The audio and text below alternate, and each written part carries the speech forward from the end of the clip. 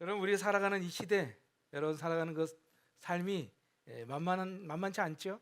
좀 힘들죠? 오죽하면 초등학교 학생들도 이 빨간 펜 하는 게 너무 힘들다고, 야 인생이 왜 이렇게 힘드냐 이러면서 친구들하고 대화를 이렇게 나눴다는 것 같은데, 뉴스를 틀면 뭐 희망적인 이야기보다는 절망적인 뉴스밖에 안 나오고, 취업의 문은 점점 좁아지고, 이 AI 때문에 많은 사람들이 고용이 안 되고, 또 고용됐다가도 또 퇴출되기도 하고, 집값은 뭐 하늘 높은 줄 모르고 올라가고 있고, 결혼도 연애도 우리에겐 사치처럼 느껴지는, 그래서 흔히 N4 세대라고 얘기들 많이 하고 있죠. 제가 종종 캠퍼스에서, 직장에서 치열하게 사는 우리 청년들을 만나 보면 겉으로 볼 때는 이게 다 멀쩡하더라고요. 인스타그램에 보면 맛집 가서 찍은 사진, 뭐 여행 가서 찍은 그 화려한 모습들, 그거 잘 올라와요. 야, 나 이렇게 잘 살고 있다라고 하는 걸 보여주는 것 같아요. 나는 이렇게 행복해라고 사람들한테 보여주는 것 같아요. 그런데 그 속을 조금만이라도 들여다보면, 깊은 대화를 조금 나누다 보면 그 안에는 정말 말 못할 상실감, 그리고 미래에 대한 어떤 막연한 두려움과 밤잠을 설치는 지체들이 참 많이 있더라고요. 목사님, 왜 저는 이렇게 자꾸 뒤처지는 걸까? 내가 열심히 안 한 것도 아닌데, 내가 열심히 하고 있는데 왜 다른 사람보다 이렇게 뒤처질까요? 목사님, 내 이번 생은 망한 것 같아요. 이번 생은 이제 더 이상 볼 게 없어요. 목사님, 제가 부모님 기대에 좀 부응해야 되는데 부모님 기대에 부응을 하지 못하는 것 같아서 참 괴로워요. 여러분, 세상은 자꾸 끊임없이 우리에게 어떤 자격을 요구하죠. 야, 너 어느 대학 나왔어? 너 토플 점수 몇 점이야? 너 연봉은 얼마야? 야, 너 부모님 뭐 하시냐? 이런 스펙들이 우리를 증명한다고 세상은 얘기를 해요. 그래서 자격증 하나라도 더 따지 않으면 도태될 것 같은 그런 불안감에, 또 남들보다 조금이라도 뒤처지면 나 이러다가 영원한 패배자가 되는 거 아닌가? 난 루저가 되는 거 아닌가? 라는 걱정과 근심에 청년들이 하루하루를 살아가더라고요. 그런데 여러분, 오늘 우리가 본 여호수아 2장에는요, 세상의 기준으로 볼 때 정말 말도 안 되는 스펙을 갖고 있는 한 여인이 나옵니다. 아니, 스펙이 안 좋은 정도가 아니라 세상의 손가락질 받고 사회에서 매장당해도 할 말이 없는, 그야말로 아주 밑바닥 인생을 사는 여인이더라는 거죠. 사람들은 그런 피하고 있어요. 경멸하고 있어요. 비웃고 있습니다. 그런데 놀랍게도 온 우주를 창조하신 하나님께서 이 여인에게 주목하고 있더라는 거예요. 이스라엘이라곤 그런 거대한 민족의 역사를 잠깐 멈추시면서까지 전쟁의 승패가 달린 아주 긴박한 그 순간에 한 여인을 만나러 가시더라는 거죠. 도대체 이 여인이 누구길래, 얼마나 잘났길래 하나님이 이토록 그녀에게 집착하시나. 바라기는 오늘 말씀을 통해서 여러분이 자격 없는 자를 부르시는 하나님의 그 집요하고 그 뜨거운 사랑, 그 파격적인 은혜를 발견하게 될 수 있기를 주님의 이름으로 축원합니다. 먼저 오늘 본문 말씀의 배경으로 한번 들어가 볼 거예요. 지금 이스라엘 백성들은 요단강 동쪽 시딤이라고 하는 곳에 다 같이 진을 치고 있죠. 광야 40년의 방황을 끝내고 드디어 이제 하나님이 약속하신 그 가나안 땅, 그 가나안 땅에 들어가기 바로 직전이에요. 강 건너편에는 우리가 잘 아는 그 여리고성이 버티고 있고, 이 고고학자들에 따르면요, 이 여리고성이요, 이중 삼중 벽으로 둘러싸인 아주 난공불락의 요새였다라는 거예요. 가나안 땅으로 들어가기 위해서 제일 첫 번째 만난, 제일 먼저 넘어야 될 첫 번째 관문이자 가장 강력한 적이었다고요. 그런데 여호수아 2장 1절은 이렇게 얘기를 해요. 눈의 아들 여호수아가 시딤에서 두 사람을 정탐꾼으로 보내며 이르되 가서 그 땅과 여리고를 엿보라 하며. 자, 여기서 우리는 질문을 한번 던져봐야 돼요. 도대체 왜 정탐꾼을 보냈을까라는 거예요. 그저 많은 사람들이 이제 군사적인 전략 중에 하나라고 생각을 해요. 적 동태를 살피고 성벽의 약점을 파악해서 야, 여기를 뚫어야 들어갈 수 있는 거 아닌가. 물론 인간적인 관점에서는 그렇죠. 그런데 하나님 이스라엘 역사를 아는 사람이라면 이 과정에서 가슴이 철렁해야 돼. 철렁. 왜냐? 38년 전에 그들의 아버지 세대도 이 가데스 바네아에서 정탐꾼을 보냈던 전적이 하나 있죠. 여러분 기억하십니까? 각 지파에서 한 명씩 총 12명을 보냈어요. 그런데 결과가 뭐냐? 10명의 정탐꾼들이 와서 뭐라고 보고하느냐? 아유, 그 땅 성읍 너무너무 강해. 우리는 그들에 비하면 메뚜기 같아. 메뚜기 같아. 아주 부정적인 보고를 하자 백성들이 다 울고불고 난리가 났죠. 결국 그 불신앙의 대가로 10일 만에 갈 수 있었던 그 길을 40년이나 다시 방황했다라는 거예요. 그래서 이 정탐이라고 하는 건요, 이스라엘 백성들에게 있어서 어떤 트라우마도 같아. 여러분도 이런 트라우마 하나씩 갖고 있지 않습니까? 저도 항상 목회를 하면서 생긴 게 하나가 있어요. 그건 바로 로마서에 대한 트라우마예요. 제가 첫 목회지에서 로마서를 강의하려고 시작했는데 처음엔 잘 됐어요. 조금 가다가 보니까 이 로마서가 너무 힘든, 내가 제대로 목회를 오래 한 사람도 아니고 정말 겨우겨우 억지로 하고 있었는데 그 로마서 강의를 시작했는데 지금 딱 성도님들의 표정이 여러분들 표정이었어. 도대체 무슨 얘기를 하나? 나도 내가 얘기하면서도 난 무슨 얘기를 하는지 모르겠어. 그러다가 그 로마서 강의를 다 마치지 못하고 목회를 끝냈어요.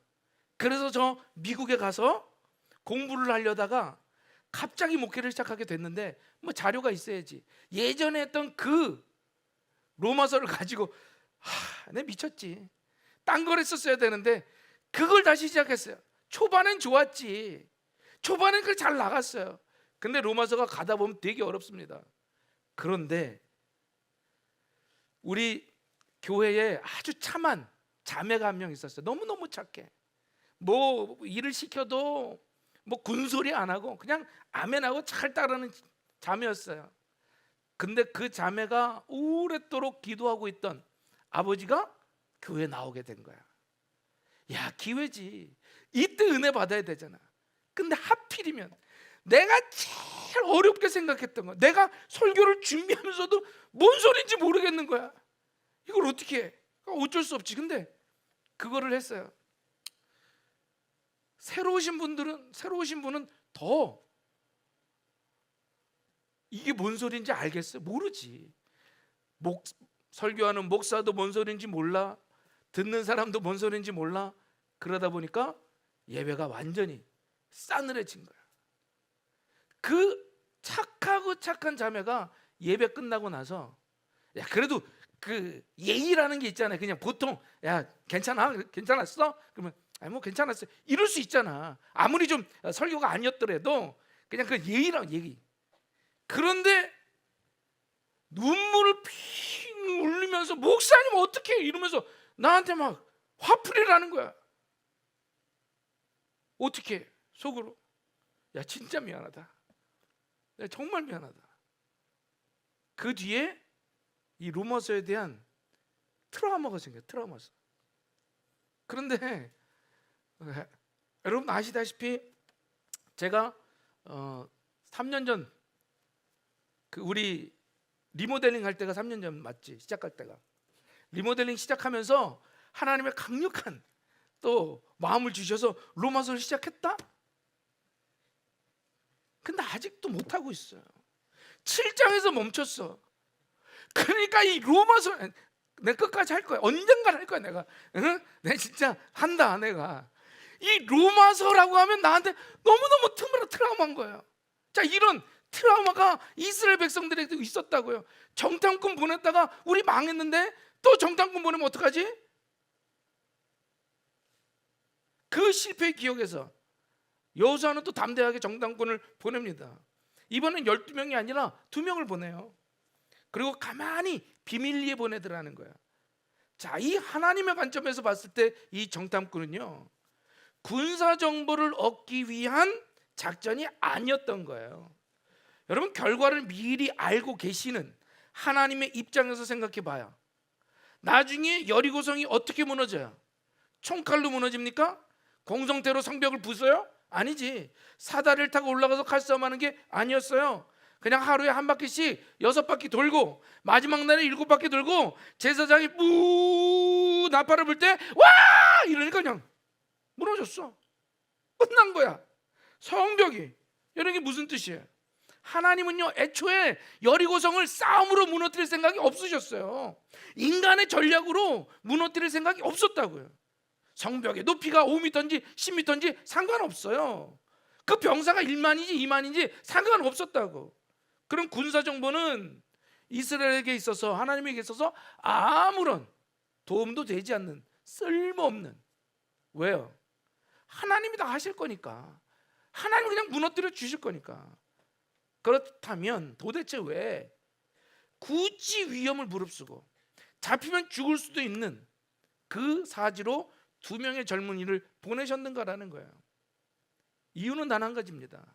바로 그 성 안에 하나님이 반드시 구해야 되는 그 한 사람이 있었기 때문이라는 거예요. 전쟁을 하러 보낸 것이 아니라 사람을 살리려고 보냈던 거예요. 하나님은 200만의 이스라엘 진군을 멈추고 전쟁의 승패보다도 한 영혼을 구원하는 데 더 깊은 관심을 두고 계셨다라는 거죠.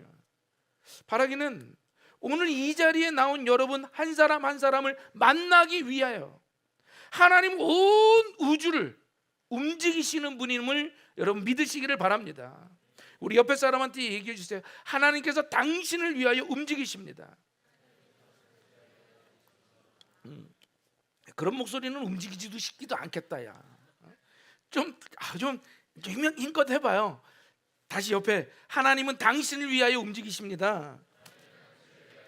그래 여러분, 그럼 하나님이 그토록 찾으셨던 그 한 사람은 누군가?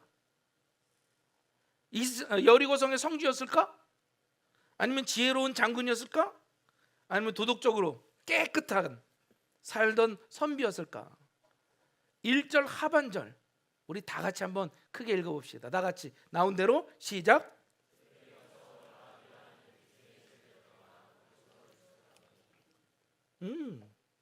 성경은 그녀의 이름을 뭐래요?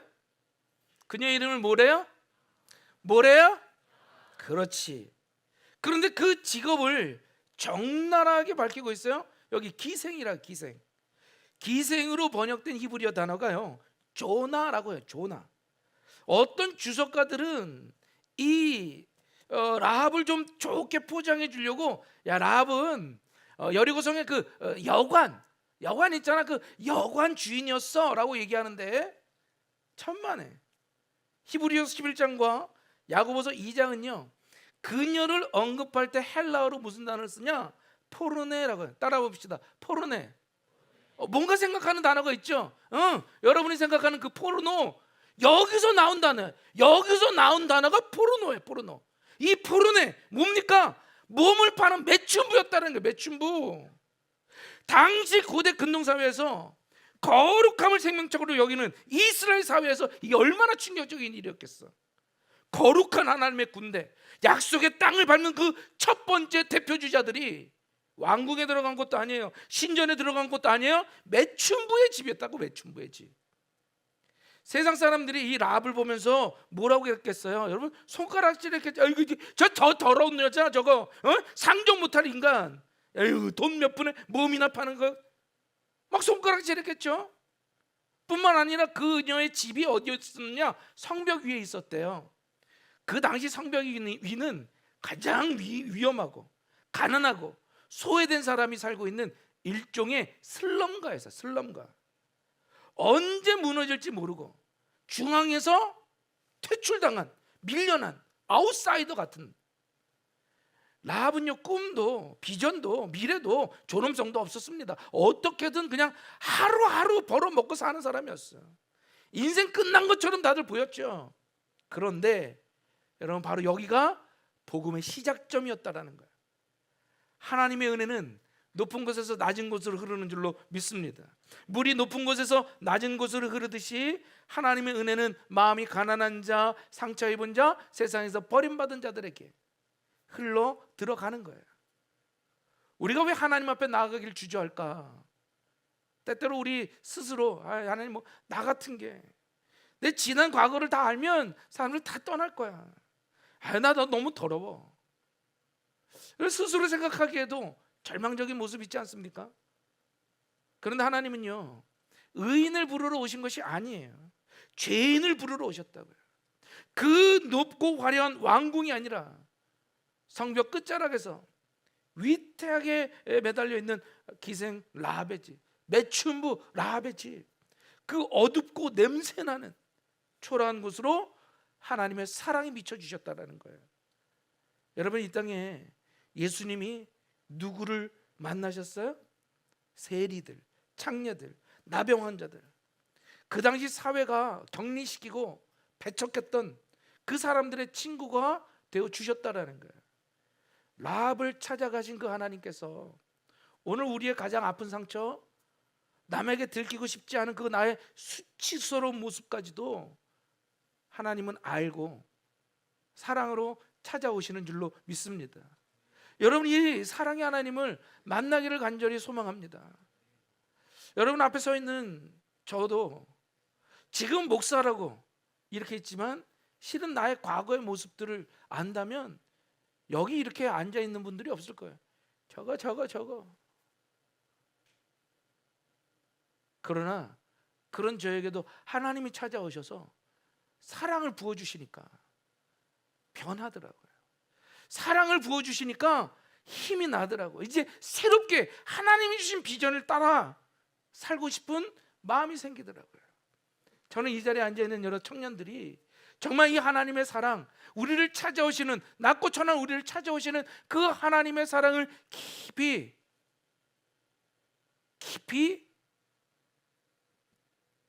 체험하게 되기를 간절히 소망합니다.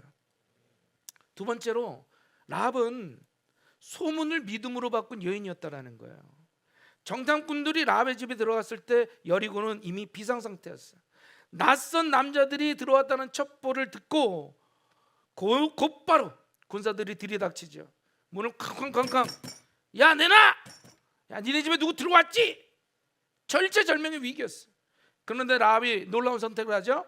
정탐꾼들을 지붕 위 3대 위에 숨기고 왕의 군사들에게 그들이 오긴 왔는데 바로 도망갔습니다. 거짓말을 해요.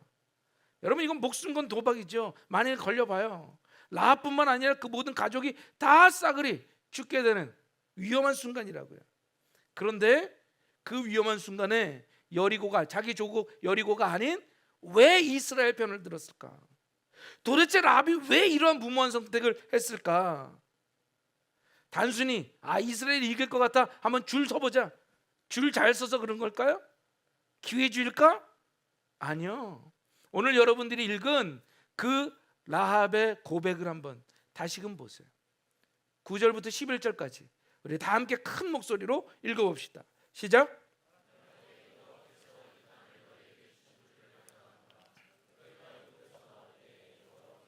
너희 앞에서 홍해물을 마르게 하신 일과 너희가 요단 저쪽에 있는 아모리 사람의 두 왕 시온과 옥에게 행한 일, 곧 그들을 전멸시킨 일을 우리가 들었음이니라. 우리가 듣자 곧 마음이 녹았고 너희로 말미암아 사람이 정신을 잃었나니 너희의 하나님 여호와는 위로는 하늘에서도 아래로는 땅에서도 하나님이시니라. 기가 막히죠. 저는 이 구절을 읽을 때마다 정말 전율이 오라. 왜? 라합은 지금 신학을 공부하지도 않았거든요. 교회 다녀보지도 않았어. 그런데도 그 입에서 나오는 고백이 모세나 여호수아의 수준은 아주 깊은 신앙 고백이더라는 거예요. 두 가지 사건을 고백하죠. 첫 번째는 첫 번째는 홍해 도화 사건. 40년 전에 하나님이 이스라엘 백성들을 홍해를 건너게 하셨다는 거. 두 번째, 아모리 왕 시온과 옥을 전멸시켰던 거. 아주 강력한 왕들을 패배시켰다라고 하는 그 사건이에요. 여기서 중요한 포인트가 뭐냐? 그 소문을 라합만 듣지는 않았다라는 거예요. 10절에서도 보면 우리가 들었음이니라. 11절에도 보면 우리가 듣자. 여리고 왕도 들었고 장군들도 들었고 시장의 상인들도 들었고 다 들었어. 그런데 반응이 완전히 다르죠. 여리고 다른 사람들은요, 그 소식을 듣고 그저 마음이 막 녹았어. 간담이 서운했어. 원어적으로 보면 용기가 다 빠져나가서 물처럼 흐물흐물 되었다는 거예요. 두려움과 절망에 빠져 있었다는 거죠. 한마디로 말하면 야, 이제 우리 죽었구나, 우리 끝이구나. 그런데 라합은요, 똑같은 소식을 듣고도 믿음을 가졌다라는 거예요. 아하, 저 이스라엘이 믿는 신이 진짜 신이구나. 야, 내가 저 하나님 편에서야 살겠구나. 그리고 고백하죠. 하나님은 하늘에서도 하나님이시요 땅에서도 하나님이시라. 요거를 개역개정으로 보면, 개역 한글인가? 개역 한글에서 보면 상천하지의 하나님이십니다. 따라해 봅시다. 상천하지의. 더 크게, 상천하지의. 이게 상천, 하늘 위에서도, 하지, 땅 아래 땅에서도 하나님이시다라는 거예요. 여러분, 이 고백이 이방 여인에게서 나왔다라는 거예요. 사랑하는 청년 여러분, 믿음은요, 환경의 문제가 아니라 반응의 문제들라는 거예요. 반응의 문제. 똑같이 교회를 다니고 똑같이 설교를 들어도 반응이 천차만별이야. 어떤 사람은 오늘 목사님 말씀 좋네 하며 평가해요. 어떤 사람은 그저 눈 감고 잠만 자고 있어요. 야, 우리 목사님 수면제보다도 더 달콤하네. 아주 그냥 여기서 숙면을 취하고 가. 그러니까 밤에 안 자는 거, 못 자는 거예요. 어떤 사람은요, 말씀 한 구절 한 구절이 내 심령에 박혀 펑펑 울면서 하나님의 사랑을, 그 하나님의 말씀을 깨닫고 하나님 앞에 나아간다는 거예요. 인생의 방향이 틀려지게 되는 거예요. 라합은요, 들음을 통해서 하나님을 알았어요. 로마서 10장 17절의 말씀처럼 믿음은 들음에서 난다 그랬죠. 진리가 바로 이 여인을 통해서 증명되었다는 거예요. 그녀는 소문을 정보로 듣지 않았고 계시로 받아들였어요. 여러분, 오늘 이 말씀이 여러분 안에 계시가 되기를 간절히 소망합니다. 그냥 성경적인 지식이 아닌 하나님이 나를 향한 계획과 그 말씀이 되어 여러분이 이 말씀을 통해 새로운 힘을 얻게 되기를 간절히 소망합니다. 이제 라합이 정탐꾼에게 거래를 제안하죠. 아니, 살려달라는 간청이죠. 내가 너희를 선대하였으니 너희 하나님이 이 땅을 면하실 때에 제발 나와 내 아버지 집, 내 가족들을 좀 살려달라. 그리고 그렇게 되기 위하여 징표를 하나 보여달라. 여러분, 이건 생존 본능이 아니라 하나님을 향한 믿음의 투항인 거. 정탐꾼이 얘기하죠. 야, 너 어디서도 누설하지 않으면 우리의 일, 여호와께서 우리에게 이 땅을 주실 때 너 반드시 너 살 거야. 그리고 구체적인 표식을 말해줍니다. 여호수아 2장 18절의 말씀을 함께 한번 읽어봅시다. 다 같이 시작.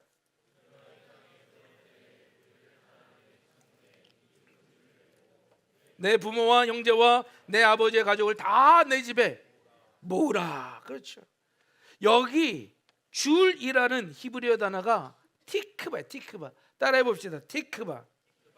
이건 진짜 중요해서 여러분 기억하셔야 돼요. 다시 한번 티크바. 이 티크바는 1차적으로 그저 묶는, 끈을 얘기해. 그런데 이 단어가 다른 성경에서는요, 소망이라는 뜻으로 쓰였어요. 에레미야 29장 11절에 너희에게 미래와 희망을 주는 것이다 라고 할 때 이 희망을 티크바라고 썼어. 욥기에서 욥이 고난 중에 하나님을 찾으면서 하나님이 나의 소망이십니다 라고 할 때 그 소망, 이게 티크바라는 거예요. 티크바. 단순히 줄이 아니에요. 단순한 밧줄이 아니었다고요. 그건 이 라합의 유일한 소망이었다라는 거예요. 세상 사람들은요, 썩은 동아줄 잡고 살아가죠. 하지만 라합은요, 하나님이 내려준 이 구원의 밧줄을 붙들고 살았다라는 거예요. 여러분이 붉은 줄이 뭔지 다 알잖아요. 예수 그리스도의 십자가의 보혈, 이스라엘이 출애굽할 때 유월절에 발려졌던 그 어린 양의 피, 여러분 이 어린 양의 피가 예수 그리스도의 보혈이 여러분들의 삶에, 여러분들의 심장에, 여러분들의 영혼에 있어야 될 줄로 믿습니다. 여러분 심판 날 때 라합이 무엇을 했어요? 정탐꾼을 숨겨준 공로 때문에 살려준 게 아니에요. 착하게 살아서가 아니에요. 약속된 붉은 줄을 매달았기 때문에. 그게 바로 십자가의 보혈의 능력인 거죠. 저는 오늘 여러분들의 삶에, 여러분들의 생애에 이 십자가의 붉은 줄, 보혈이 철철 넘치기를 간절히 소망합니다. 놀라운 건요, 이 기생이 라합이 그냥 기생으로 끝난 것이 아니에요. 아, 나 구원 받았어, 살림 받았어, 그리고 난 계속 기생인데 뭐, 이게 아니에요. 여러분 하나님의 구원은요, 단순히 죽음을 건져내 주신 것을 넘어서 우리의 신분을 완전히 바꿔주신다는 거예요. 여러분 창세기가 아니라 마태복음 1장 한번 펴보세요. 우리는 보통 이것을 뭐라고 얘기하느냐? 산부인과 복음이라고 얘기하죠. 누가 누구를 낳고 누가 누구를 낳고, 족보라고 해요. 족보. 그 족보에 당당하게 이름 올리는 한 여인, 바로 라합이에요. 마태복음 1장 5절 다 같이 한번 크게 읽어볼까요? 시작.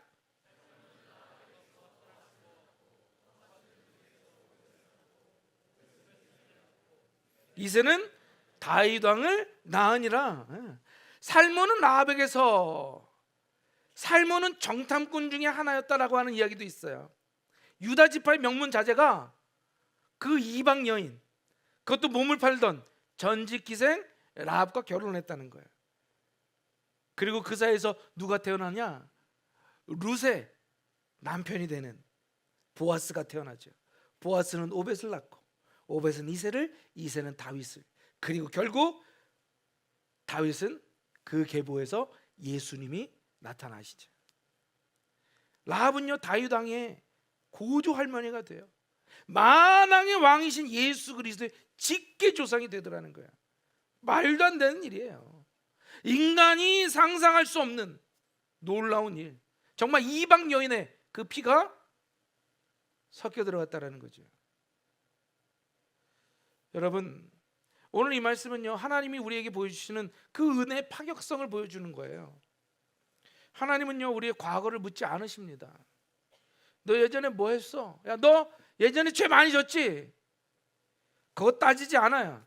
오직 내 안에 붉은 줄 예수 그리스도의 십자가를 붙들고 있느냐, 그거 하나만 보고 있는 줄로 믿습니다. 바라기는 우리 금난의 청년들이 이 예수 그리스도의 십자가를 좀 붙들었으면 좋겠어요. 지금 살아가는 데 있어서 힘이 들고 어렵고 괴로운 일들이 있을 때, 난 이제 이번 생은 끝이야, 난 더 이상 살 소망이 없어, 희망이 없는 것 같아. 그래서 모든 여러분들의 삶을 포기하고 그저 괴로움에 하루하루 생존하는 것이 아니라 예수 그리스도의 십자가를 붙들고 나에게 찾아오신 그 하나님의 사랑을 느끼며 우리의 존재 자체를 바꿔주시는 그 하나님을 믿고 담대하게 살아가기를 간절히 소망합니다. 여러분에게 남은 날들이 아직 많아요. 지금 당장 대학 못 갔다고 해서 인생 끝난 거 아니에요. 입시가 늦어진다고 해서 끝난 거 아니에요. 하나님은 우리의 스펙을 보고 계시는 것이 아니라 우리 자체를, 우리의 영혼을 보고 계시다라고 하는 거죠. 그 하나님을 붙들고 나아가면 여러분들 승리자가 될 수 있습니다. 라합과도 같이 이방인의 그저 몸 팔던 창기였는데도 불구하고 예수 그리스도의 그 족보에 올라갔던 것처럼 여러분들이 예수 그리스도의 자녀가 되고 하나님의 자녀가 되고 예수 그리스도의 능력으로 힘입어서 이 땅을 변화시킬 하나님의 역사가 될 줄로 믿습니다. 우리 옆에 사람한테 얘기해 주세요. 당신이 바로 하나님의 역사입니다. 다시 내가 내가 하나님의 역사입니다. 다시 나는 하나님의 역사가 될 것입니다. 믿습니까? 오늘 그 하나님의 역사를 이루는 저와 여러분이 되기를 주님의 이름으로 축원합니다.